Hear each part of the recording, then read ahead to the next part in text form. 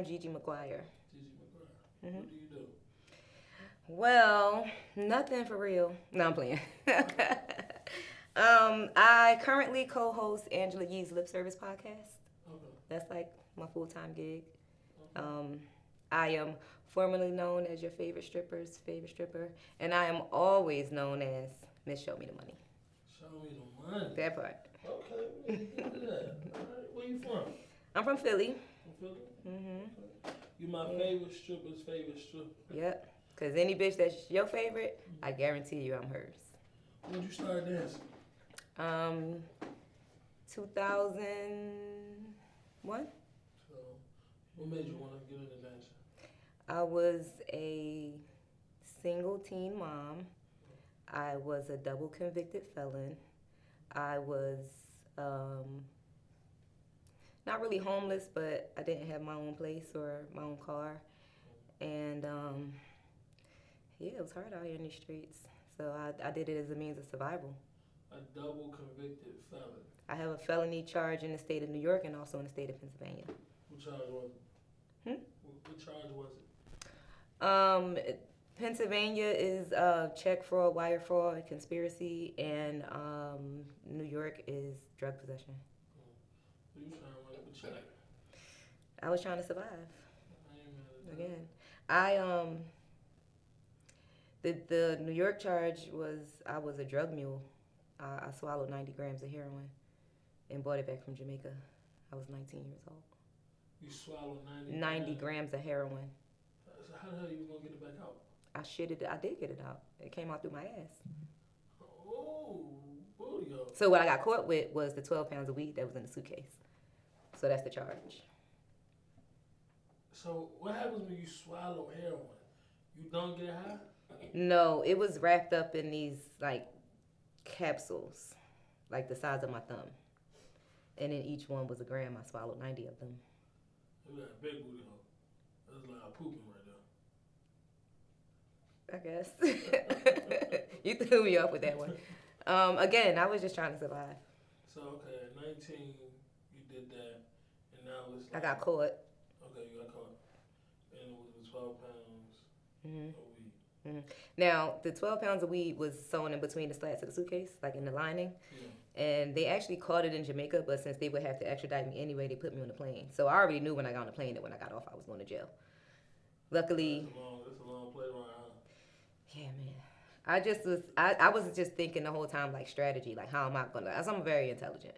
And I just was like, how am I going to talk myself out of this? How am I going to play this the right way without telling on nobody? Because I come from a long line of street niggas that if they knew that I was telling on something, that I probably would be banned from the family. Like, you know, that wasn't going to go well when I got home. And nobody knew where I went or what I did.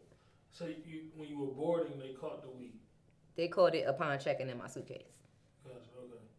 But this before like 9/11 too, right? So Yeah, it was 2000. It was January 2000. So it wasn't even like that? It was like that, but the reason why I got away with just 5 years probation and the restitution is because I was in JFK Airport. You know how much shit come through JFK Airport? Buku bricks and heroin and all types of shit. Like, 12 pounds of weed was like an ounce. That was small fries compared to what they bust coming off them planes from Peru and Colombia. And you know what I'm saying? Yeah. So that wasn't shit. They let me go. Gotcha. First offense, I was 19 years old. I mean, I served, like, prostitution. I actually spent 90 days on Rikers Island. Like, I did a little bit of time, but... Overall, they wasn't really tripping. I'm thankful for that. Very grateful. Because if I would have got... First of all, 2 of those capsules was cracked. So it was only a matter of time before, if one of them busted, it would have killed me, for one. For 2, if I would have started shitting or throwing up in that while I was still in jail, and that shit would have started coming out of me, I'd still be in jail. I would have never got out. How long it took for it to come out?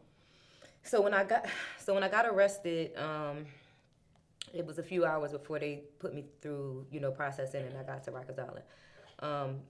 Sidebar, I was given, when I swallowed the drugs, I was given medicine to help coat my stomach, to help the acid at my stomach from eating at the plastic, to help me from being nauseous or, and to keep me constipated.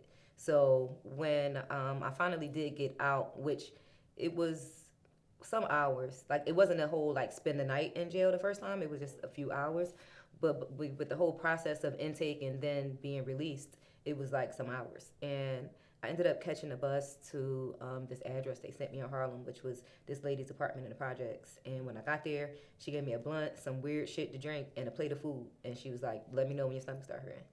And I laid down, and a few hours later, it was like blah blah blah, and I woke her up. She gave me some plastic gloves, a Ziploc bag, and a bucket. And she says, "Shit in the bucket. Shit and shit them out, and as they come out, rinse them off, and put them in the Ziploc bag." And the next morning, it took hours. I was shitting for hours.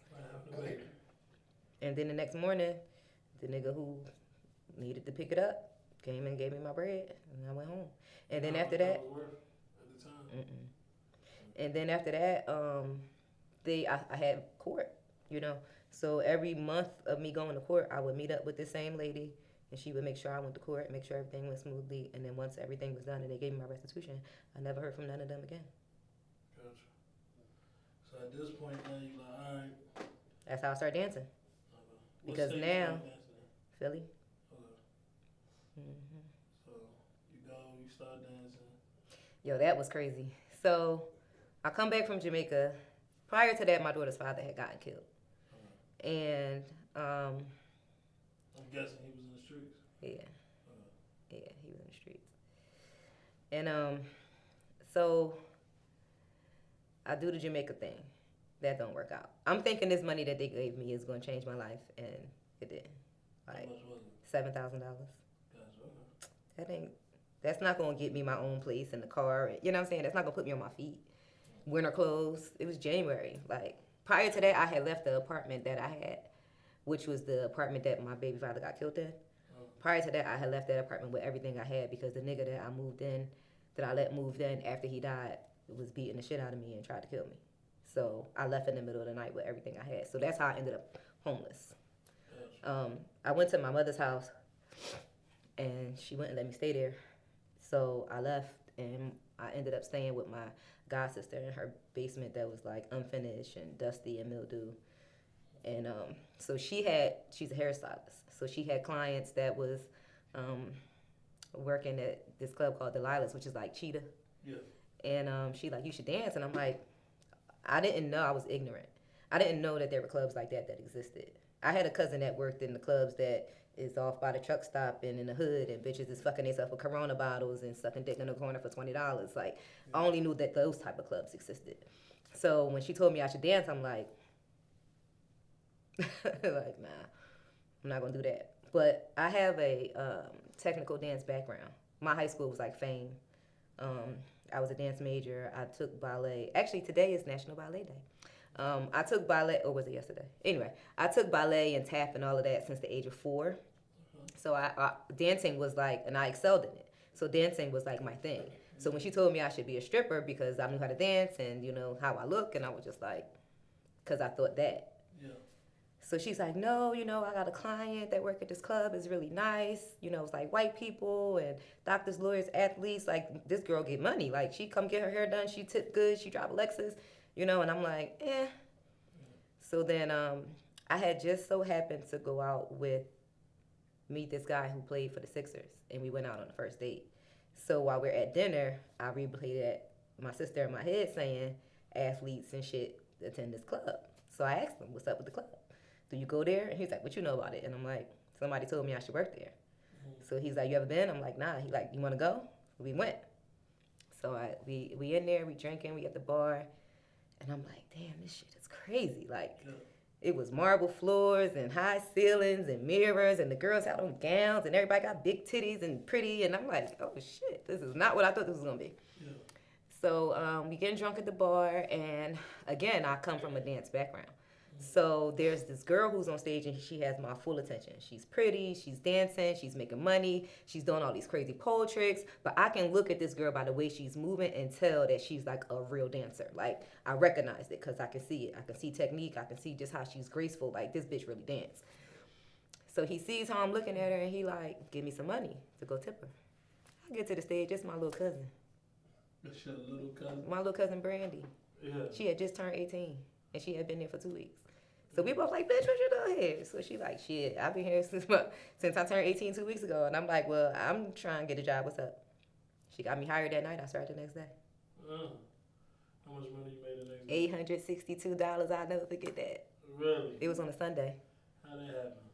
What you mean? I'm saying, was it like one customer, 10 customers? Oh. Was it No. rain? It was a combination of stage money and floor money. Okay. It wasn't no champagne room. It wasn't nothing like that. Yes. I just hustled that shit. Okay. So after that, you like, all right, I'm locked in, or was Hell it? yeah. Okay. You know what my first thought was? What? I was 2 years late to the party. I was 20 years old at the time. So you saying that? Shit. Hell yeah, just like she was 2 weeks in for her 18th birthday. I should have been there 2 years ago. That was my exact thought. Like, damn, why ain't nobody been tell me? Fuck Jamaica, all this shit. I could have skate packed, but, you know, I had a different life plan. My daughter's father was heavily in my life. We weren't together, but he took care of us, you know. Yeah. And, you know, I was good until that shit happened. Yeah. So, yeah. So, all right, so you go your first day, you make some money, and now you like, all right, I'm locked in. So how long did you stay at that club? Oh, man, I got fired. Not Gigi. Not Gigi got fired. So I was there for a year and a half, a year and 3 months. I got fired in like March. I started January. I got fired March the following year. So there was this girl who, it was like a whole, like, you know how the girls in the club click up, right? Yeah. So there's a clique of girls and we all cool, but there's one girl at the clique that don't fuck with me. You know what I'm saying? And the reason why she ain't fuck with me is because when I first started working there, the nigga that she was all head over heels with liked me, and I started fucking with him not knowing that she, like, I just got here. I don't know what y'all got going on. And he damn sure ain't give a fuck about whatever y'all had got going on because he damn sure pursued me. So when I started fucking with the nigga, now she don't like me because I guess I stole her nigga. I don't know. And so she was Spanish. So me and her always had our little, you know, we never was, even though we hung around the same group of girls, me and her just never clicked. So one day an argument started in the dressing room, and me and her going at it, and she started with the Spanish, and I couldn't understand it, but I know one thing that's universal, that's these hands. Yeah. So I swung at the wrong time, meaning I swung before I put the glass down. So when I hit her, glass shattered all in my hand and all in her face, and I got fired. You kind of like stabbed her. I got hurt too. I still got the scar. I had 10 stitches in my hand. I got hurt too. How many stitches did she get on her face? I don't know, but You know, y'all, you know, that's like that New York thing where they be trying. What's it called? $1.50. Yeah, the $1.50. Look at you. So let me tell you. I swung too early. So they started, because I should have put the glass down and then hit her. You didn't know that at the time? Listen, she pissed me off. I just went into rage. I saw red, literally. So, yeah, that started a rule back then that glass wasn't allowed in the dressing room. We had to put all our drinks in plastic cups after that. Yeah, I hope so. I see that. Safety first. Yeah. Yeah, it makes sense. Could have locked your ass up for that. I mean, I'm just grateful that they just fired me and I went on with my life. Yeah. So you lose that job. So where you go from there? So there's another club I ended up Oh, you at. still in Philly? Yeah. Okay. There's another club I ended up at. It's called Cheerleaders. So I went there. Now, I actually like Cheerleaders better because at the time, Cheerleaders was a bikini bar, which means the girls danced and they didn't take nothing off. Like, Delilah's was topless. Cheerleaders was bikini. So the girls didn't take anything off. And at the time, I was 110 pounds and an A cup. So I ain't have no titties. A cup? Yeah, I was an A cup. This is my second pair. Look how much you grown. Look how much I bought. This is Build the Body 101. Might be the reason why I got my ass done, but we'll talk about that later. So, I used to like stuff my bra, wear like 2 bras and a t-shirt, and like, yeah. So I liked working at Cheerleaders because I was able to act like I had titties when I didn't have So titties. you created some B cups. Yeah, for real. Okay. Yeah, I went up to I might have went up to a C at one point. Totally. Now, let me tell you what it is. It's these things called chicken cutlets. Y'all heard chicken cutlets? You heard Like chicken real chicken cutlets? No, it's like this like silicone. You know about chicken cutlets. It's like this silicone like breast thing. It looks like a breast. Okay. So we call it chicken cutlet because it's like a chicken breast. It's the same color as like flesh. And what I would do is I would take those and I would put them inside inside the seam of my bra or inside of a bikini top. And Okay. yeah. Okay. So I like Cheerleaders for that reason. I also like cheerleaders because it was less of in the spotlight and it was closer to the stadium, so we got more of the game traffic. And y'all know Philly fans go hard for their team, so Yeah. I will always have good Phillies nights and good Eagles nights, and the players would sometimes come there more than going to the other place because it was closer to the stadium. Um, I don't know. I just liked. I feel like cheerleaders took me in more as family. I was there about the same amount of time, but I just always felt more connected to that place and more connected to the owners and staff than I did at Delilah's. Gotcha. Okay. So now you're locked in To cheerleaders. to cheerleaders. You stay. So what made you leave there? So I had a boyfriend that was very jealous of me dancing, and when I would have like slow nights, because contrary to popular belief, yes, strippers make a lot of money, but y'all be in the clubs enough to know that every night ain't a good night for every bitch. Like bitches sometimes leave in a negative, and I know that y'all probably interviewed a lot of hoes that said they never had a bad night, but they're lying. Okay, everybody had a night when you left in the day. You done bought an outfit, you done got your hair done, your makeup done, you done bought some new shoes, you done ate good, smoked hookah, whatever you did, and now you left out of there and you had more money when you walk in the door. That happens. So yeah, those nights. But cheerleaders, that place. Oh, the boyfriend. My bad. Yeah. So cheerleaders, it got slow, and there would be nights where I would have a bad night, and I would be like, I ain't make no money, and then he would be like, well, what the fuck you doing it for? And then I would be like, because sometimes I make money. Most of the time I make money. Tonight was just a bad night. So he used to like kind of use that as a way of like kind of telling me I didn't need to be doing, like, if you ain't, it ain't worth it if you ain't making no money. So I went to bartending school. And I started bartending. So I left cheerleaders to bartend. They wouldn't hire me as a bartender though. They was like, we don't need any bartenders. All right, well if y'all do, let me know. But I'm going. So I started bartending at a few clubs. I bartended at another strip club called Sables. I bartended at a couple different nightclubs, and he is the same boyfriend that is the reason why I moved to Atlanta, because unfortunately, when art imitates life and things repeat itself, he tried to kill me too. He tried to kill me too. Because the reason why I moved out of my baby daddy's apartment that he got killed in is because the nigga tried to kill me. Yes. It happened again. So from him, you just leave and say I'm leaving Philly altogether, and you end up in the A. You knew people in Atlanta already. So what made you choose Atlanta? I was running for my life, and I had to choose somewhere far enough that would be far enough that hopefully he wouldn't find me. And then I had to come somewhere that was popping. Like I had to come somewhere that I knew that I would be able to hit the reset button and it'd be worth it for me. Like I had friends that was coming down here and dancing at Magic ever since the NBA All-Star, that was like 2003 or something. And they would always try to get me to come with them, but I felt like I didn't fit in Atlanta. I was 110 pounds in the A cup. So I felt like them big booty bitches, I ain't finna come down here. And my friends that was coming down here and dancing, they was thick. Yeah. They was had body and thighs and legs, and I was just a little skinny little girl. So I felt like I fitted in better in the white clubs, and that was really all I knew. Yeah. So I was like low key intimidated to come to Atlanta when they were coming to Atlanta. Yeah. But one of those girls, it was kind of her. It wasn't really her idea, because I really was going down the map, like city to city. Like, all right, what's gonna happen if I go to this city? What's gonna happen if I go to that city? Mind you, I had an 8-year-old daughter at the time, so I still have to think that it's not just me. I had to think about my child, and I wasn't about to leave her with a family member. Like I had to bring her with me. So she's like, well, at least if we go to Atlanta, I did have a cousin that lived here at the time, and she like, at least if we go to Atlanta, we don't gotta live in a hotel because we can stay with your family. That was one thing. The other thing was she was back and forth working at Magic, so she like, maybe you could get a bartender job there. So I'm like, all right, fuck it, let's go to Atlanta. So the A popping. In your head, you thinking you're not gonna dance again. Exactly.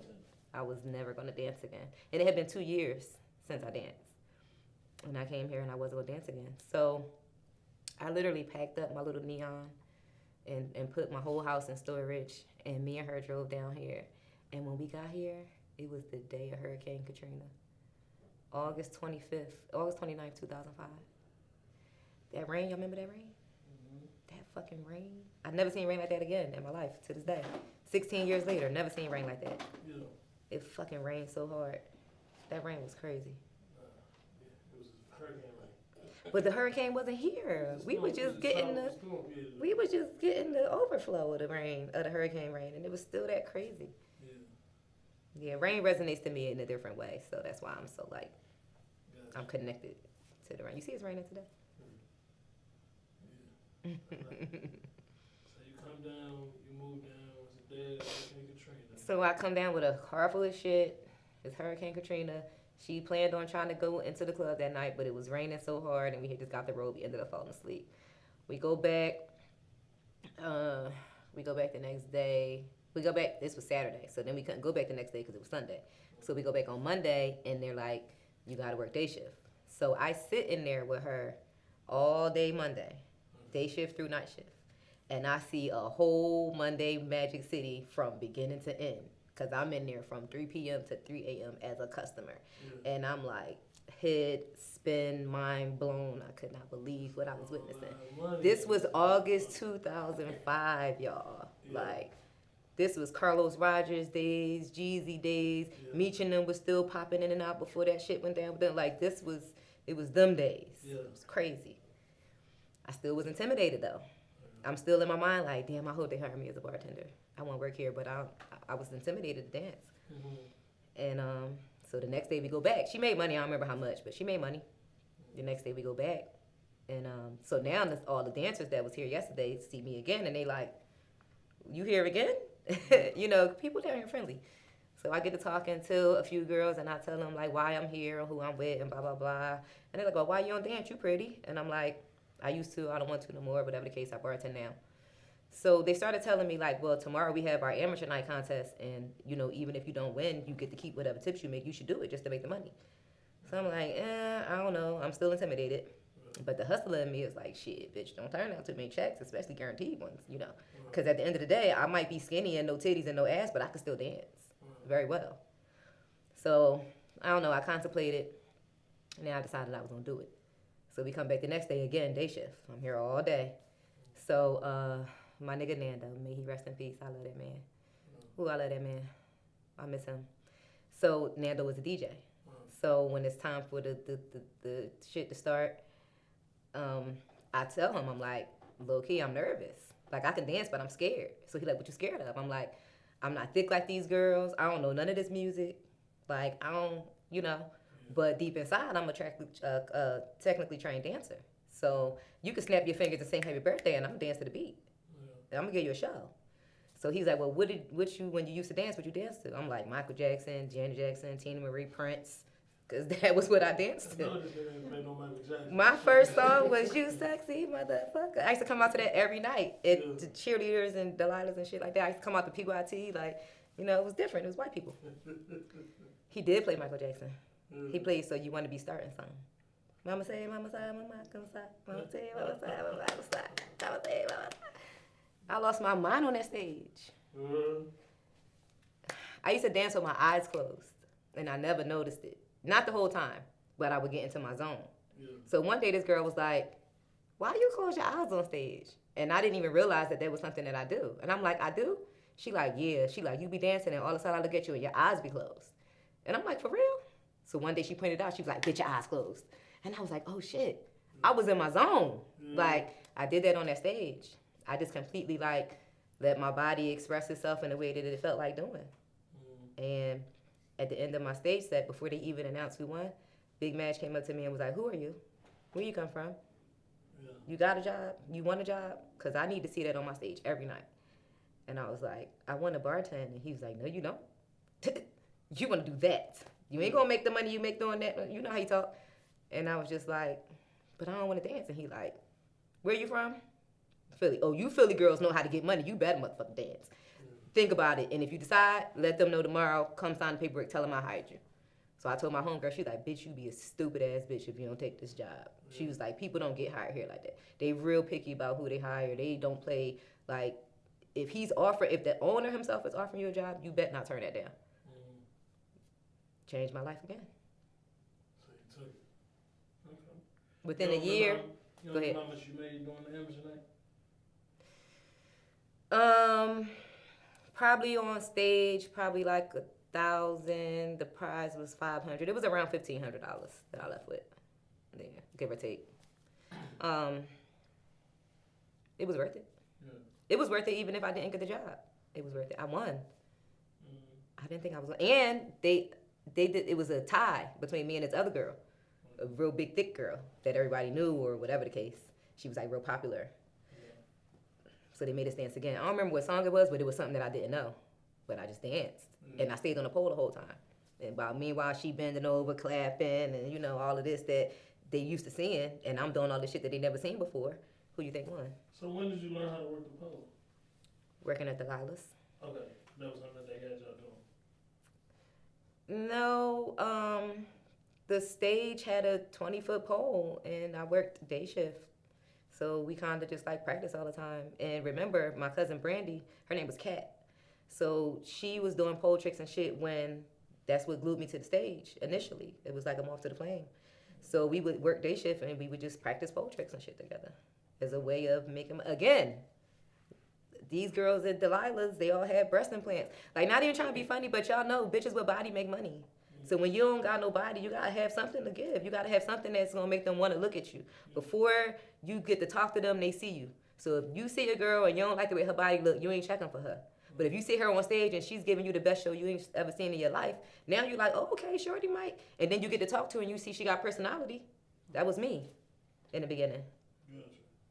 Niggas wasn't checking for me. I was pretty, yeah, but I was skinny as fuck with nobody, so they wasn't really checking for me. But then they would see me on stage where I would actually get to talk to them, and then, all right, shorty, all right.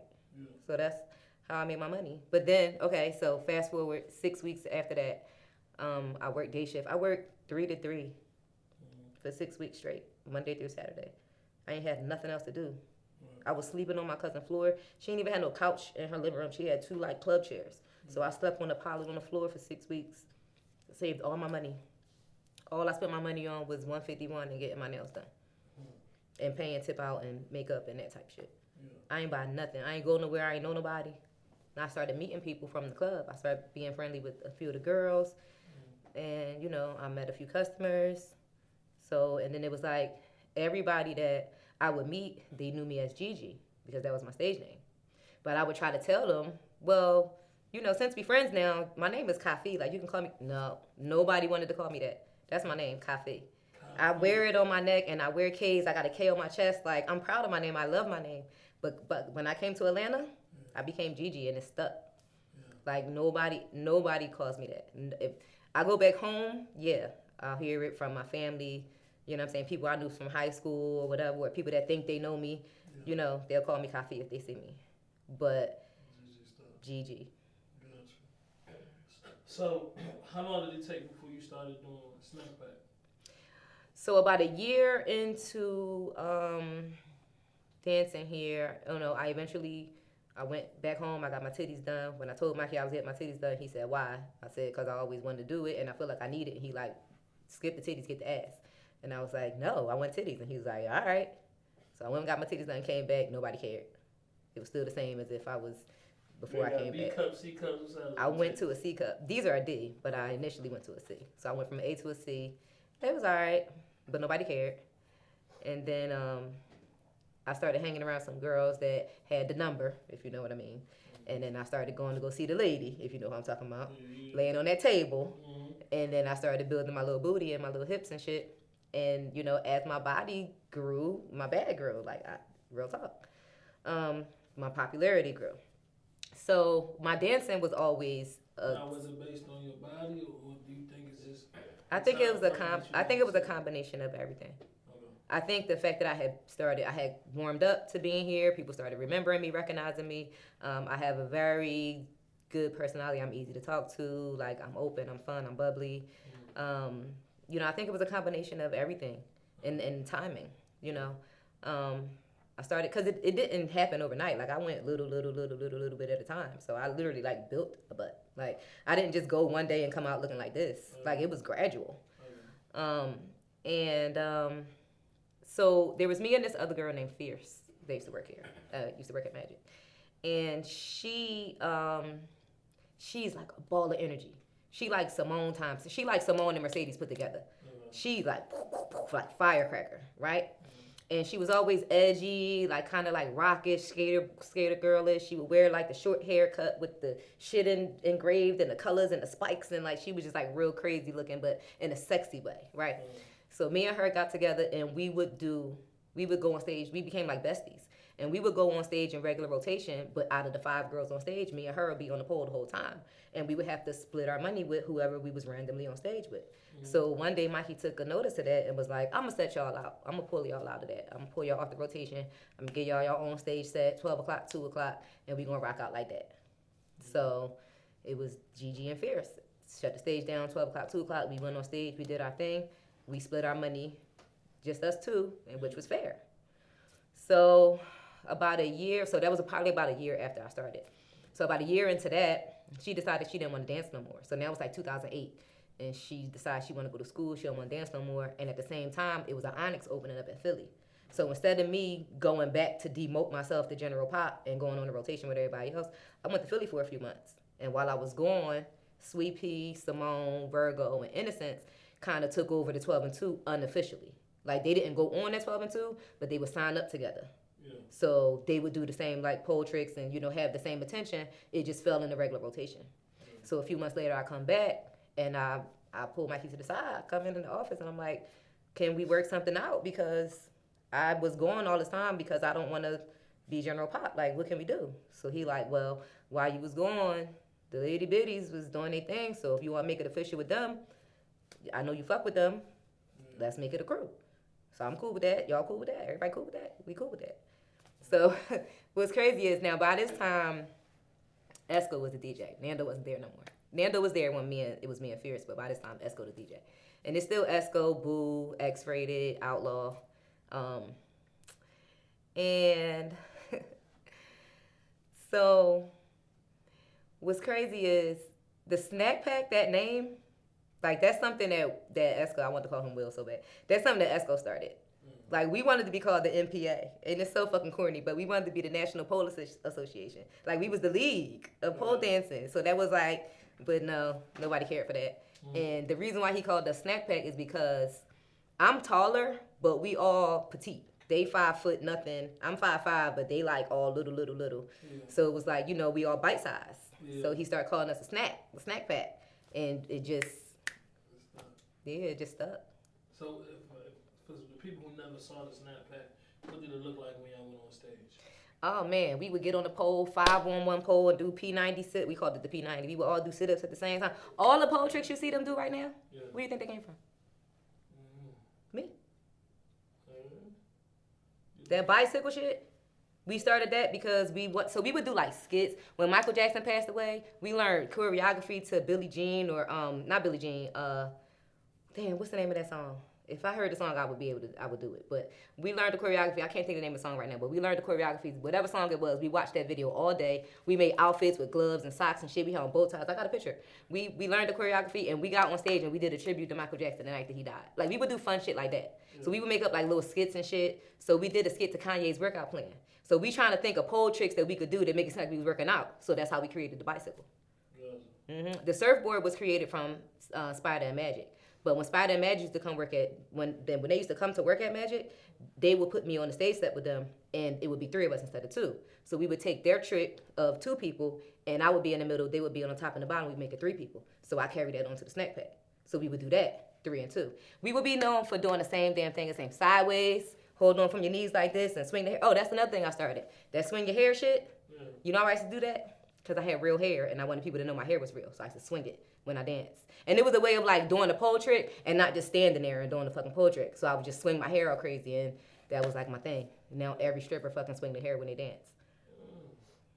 So you was a little sexy out there. I mean, I had to be. Okay. That's what you're supposed to be, right? So doing Snapback, how much money Snapback make? Shit, we had our bad nights and we had our good nights. Yeah. But remember, it was 5 of us. So we used to have to bust that down. And y'all know what happens in the H when they swallow up your stage money. But we did good. Yeah, we did good. We definitely took advantage of what we had. Like we didn't just take it and run with it as far as just like we took that shit and we ran with it like the Hail Mary pass. Like we really did something big with Snack Pack. Like I said, we would come in costumes, we would theatrics, we would have sparklers, and we would like dance and put sparklers on our shoes and like make it sound like our shoes was on fire. I used to have this trick with the water bottle. I used to deep throat the water bottle in the middle of the H and pull it out and let it splash all over me and shake the water everywhere. Like we used to do crazy. No. We used to do crazy shit. Yeah. Like we was innovative. Like we would come up with stuff. We would wear costumes. We would themes. You know, Halloween, all types of shit. Like we would really like take it there, and it was entertaining. It was dinner and a movie. It was the what's this guy Shaka. Shaka always called us the theatrical ballet. You know what I'm saying? Shaka Magic. Zulu. Yeah. Like him and that whole crew, like they everybody fucked with the Pack. Like we had a good run. So when you look back at Magic City, what was the magic in Magic City? The magic in Magic City is the love. The love that's within that building. From the family feel you get from being a part of that life. Yeah. The Magic City lifestyle.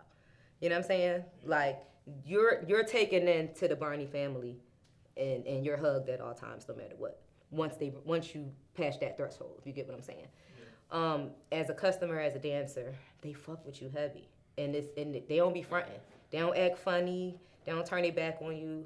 You know what I'm saying? And then as far as like Magic City, as far as the history of that place, like black owned, same spot, Big Maj then did a Fed bid, came back, ain't shit changed. You know what I'm saying? Like kept everything running, everything good. They didn't remodel 6, 7, 8, 12 times. You know, still staying in the same building, strong black man, strong black family. That mean a lot. Yeah. Like never had to pay for a feature, never had to pay for a celebrity to show up. It's all love. I done seen Michael Jordan walk through that door. I done seen Diddy walk through that door. I done seen Kobe walk through that door. On a strength, on love. Not because they paid them, not because they promoted them, because they recognize real and that's what it is. Yeah. That's the magic in Magic City to me. Gotcha. So when you were dancing, at what point why did you stop? Oh man, a nigga again. Lord, my life is very repetitive, right?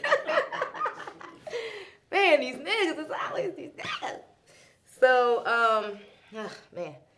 So, I'm dancing. I got Snack Pack. We featuring, which means other clubs and other cities are booking us and flying us out and making us their show for the night. And, you know, we getting all this money and it's good. And, you know, back then, see, it's different now.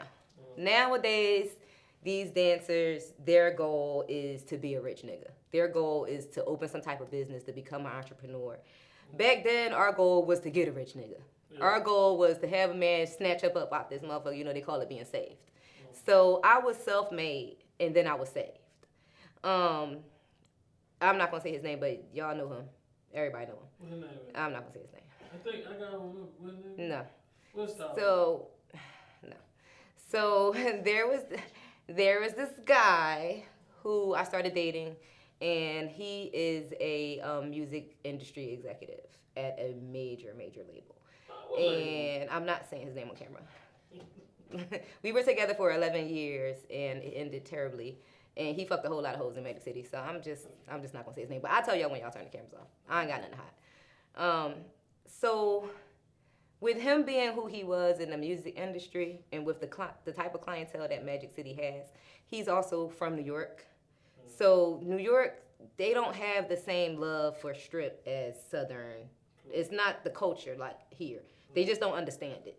You know what I'm saying? Down here, it's like strippers is put on a pedestal next to rappers, athletes, and actors. And you know what I'm saying? Like, we put up there as far as who we are in society. Exactly. But in New York, strippers is trash. They bottom barrel. They might as well be street walking prostitutes. That's how, you know what I'm saying, the difference and the respect level that it is for this industry. So that played a part in it. You know, he's from New York. He don't really get the culture. And then he feels as though, which was very true, that any given Monday, any one of his artists, clients, or whoever can come into Magic City and catch me booty hole, elbows, nothing but some shoes. And that just didn't sit well with him. So You know, he was like, you should quit. And I was like, no, I shouldn't. And he was like, I think you should. And I was like, what's in it for me? And he was like, quit and you'll find out. And I was like, okay. And then the next day I got a platinum Amex. And then that's when I went and told Mikey, I'm like, all right, I'm going to work one last day because I got to say goodbye. So I made it a Monday. So I went in there on a Monday, and I went straight to the office. So, if you don't mind me asking, how old were you when this was? 31. 31, okay. And now at this point, was your body slowing down? Were you feeling it? Was you just... No, I was good. So if it wasn't for Buddy... I would have kept going. Okay, cool. Yeah, I can't say that I would still be there now. It was 10 years ago. Right. But I wasn't ready to stop. Okay. Yeah, I wasn't. I didn't see an end at that point. Now, I already had my side hustle. I was already teaching pole classes. But I just didn't want to stop. That wasn't in the plans. Like, he definitely blindsided me with that. But, you know, I was already not working all the time anyway. Like, I was not working as much as I was working. You know what I'm saying? Yeah. Like, I was barely ever coming to work anyway. So when he was just like, quit altogether, like, I'm already never even there. So, fuck it. Platinum Amex next day. We had a good little conversation about how the future was going to be. And then I came and told Mikey, and that's when he's like, give us something. You just can't walk away. You know, let's plan a party. You got to have a farewell. So it really literally took me like 7 months to plan and execute Last Dance. It was so many moving parts to it. I had a choreographer. I had costumes made. I had maybe, 10, 15 of the other dancers that wasn't even a part of Snack Pack involved in the choreography. Like, it was a big situation. I had props. It was, like, crazy. And also, I had to have it on a Saturday. Because, you know, Magic ain't giving up no Mondays for nobody. Not even me. So, I had to go around girls' birthdays and holidays and personal things that was happening in my life. Like, you know what I'm saying? Like, we had to figure out a date that would work for everybody, myself and the club included. And that date was December 12th, 2011. And when the day that I walked in and told Madge, little Madge, that it was wrapped for me, that was on a Monday in the middle of June. So it took that long for it to happen, but it happened. Did you dance in between then? No. Gotcha. I danced that Monday, that night, and that was it. I practiced, but I didn't. Oh, I did do features. I did features all the way up until October. My last feature was in October of 2011, and that was in Philly. At that same club, Onyx. Ain't that crazy? For grand opening, grand closing. Gotcha. So, you do the Last Dance. Now, what was that night like? Shit, damn near 30,000 in 27 minutes. 30,000 in 27 Close to 30,000 in 27 minutes. It was emotional. It was exhilarating. It was a big sigh of relief. It was my night to give that stage the performance that I always wanted to give it. It was that night for me to showcase my choreography, my technical dance talent, my skill, my technique, right? It wasn't just get on the stage and do whatever random pole trick come to mind. This was a choreographed piece. I had music made. I had drops from celebrities. I had, you know what I'm saying? Like, it was a well thought out production. So that was me letting these people know that strip is more than just snapping your thong and showing some pussy. You know what I'm saying? Like, strip is theatrical. Strip is entertaining. Strip can be way more than just booty clapping and two-stepping. And that's what I left on that stage that night. Wow, okay. I'm still stuck on that 30. So what I did with that money was invested into my dance studio, because that now becomes my full-time job. I opened up a dance studio right on Auburn Avenue. It's the same intersection as where MLK and all of that is, the Ebenezer Baptist Church. I think that's like Johnson Street or something, Auburn Avenue, Johnson Street. So yeah, I had that space, and I built it out and put poles and mirrors, and I built the website, and I bought merch, and I invested that money into my business. And I ran that business for 3 years after. But then, the same man. So a few years into our long distance relationship, I realized that he was doing his 1-2 thing, and I started doing my 1-2 thing.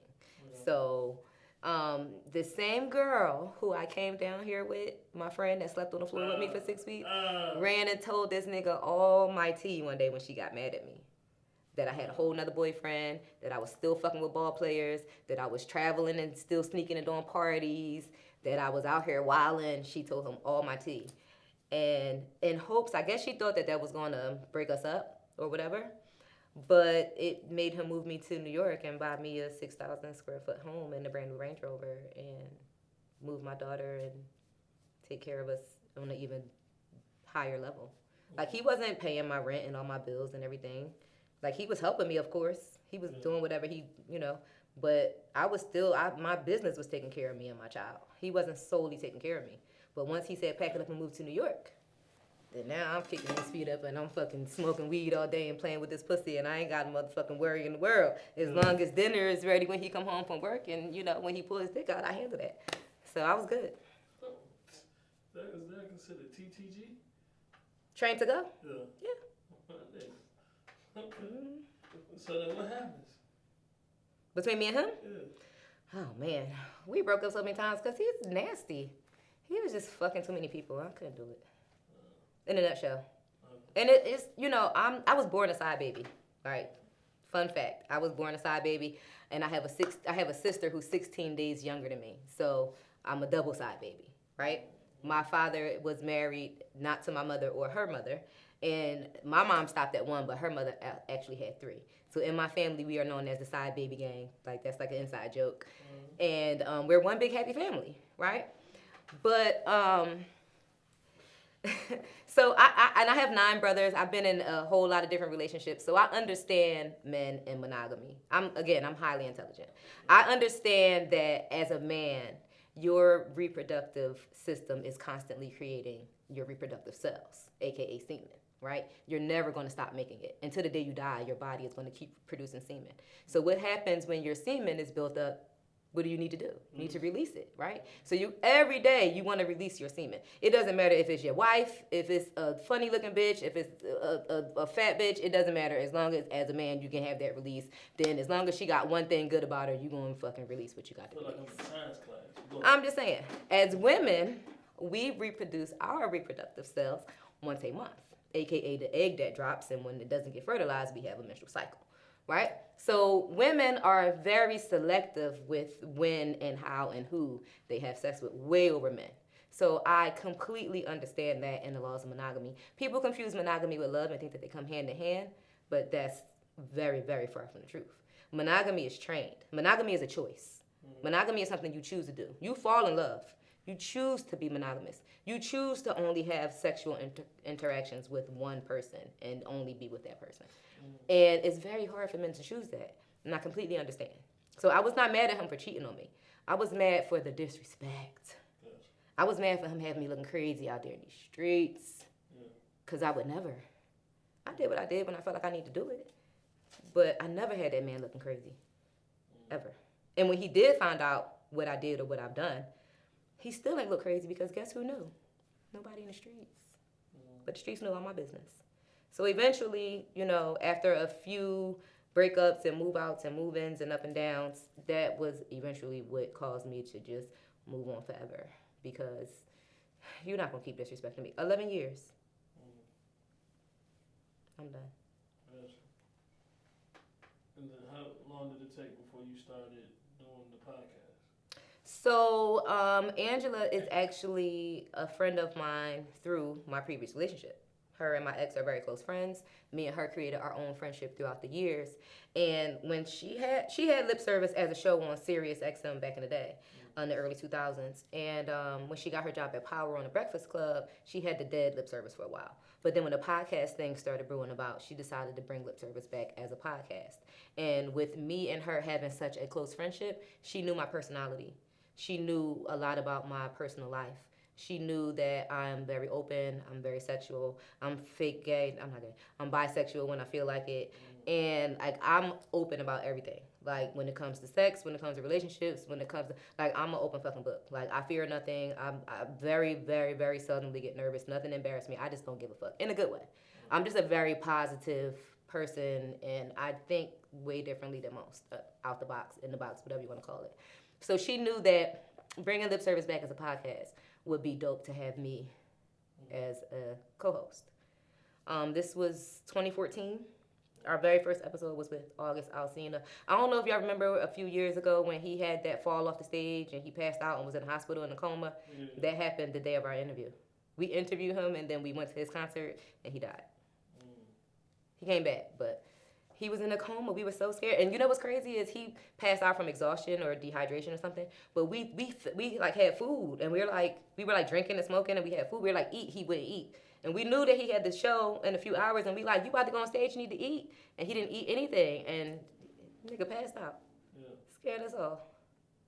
When you look back at all of the things that you've done and where you're at now, if you had an opportunity to dance or to change it, would you still do it?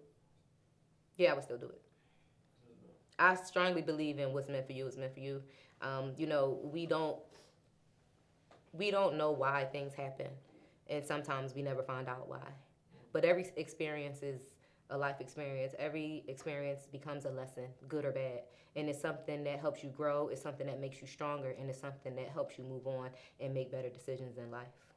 So, you know, even with almost losing my life to two different men or there was a time where I could have died in a car accident. You know, you question, like, why things happen. And it's just like you can't question it because at the end of the day, it was supposed to happen. God don't put us through nothing He know we can't handle. Now, you look at a young girl that's sitting at home now, and now she feels like she wants to dance. What are some, I guess, qualities? So I thought you was gonna ask advice. Qualities that I think a dancer should have. You gotta be strong. You gotta have it here before anywhere else. You have to. It's a lot you deal with being a dancer. You deal with rejection. You deal with competition. You know, you got to deal with men on a level that you probably aren't used to. And the money, good or bad, it can be a hindrance. You know, you might not know what to do with your money. I didn't save as much money as I should have. That would be my one regret in my whole entire dance career is that most people don't, but, you know, very few do. And I know a few that did and, you know, put them in a very good place in life. But again, everybody's path ain't the same. So then what would be the advice you would give? My advice would be only do it if you necessarily have to. My back was against the wall. I was a single mother, teen mother, damn near homeless. I really didn't have that many options. And I was trying to catapult myself back to being normal. I was trying to get on my feet, you know. I ended up staying after I got on my feet because why not? Once I'm in it, I was in it, you know. But I would say only if you necessarily have to. You know, there's other ways. Right now, especially black female entrepreneurship is at an all-time high. You know, we are able to resource so many ways to make money that I would say go that route first. Try to find a hobby that you can turn into a hustle. Right? But if you must, my advice would be, but if you ain't got no other choice, my advice would be to just go into it, set a goal, stay away from the bullshit, don't party too much, but still have fun and save your money. Save more of your money than you want to save. Find a goal and write out give yourself a business plan. You know, write out a business plan. Find something that you, again, a hustle that you want to turn into, a hobby that you want to turn into a hustle. And create a business plan and set yourself a goal and attain that goal. Because it's so easy to do. You know where you're at. Can you see, back then, can you see yourself being where you are now? I always knew it. You know what's crazy? Me and Virgo and Simone, when I was just on the set of P-Valley, we all just had this conversation that 13 years ago, we would sit in Magic City dressing room and talk about one day we're going to be. One day we're going to be in somebody's movie on a pole. One day we're going to be on somebody's tour on a pole. One day we're going to be on somebody's stage on a pole. Somebody's real. And guess what? We've done it all. Talent is what got us here. Pure talent. It ain't because I had a baby by some rapper. No shade. You know, it ain't because whatever, I made it viral for, you know, whatever video I posted on TikTok, you know. It ain't because I had a YouTube channel that's popping.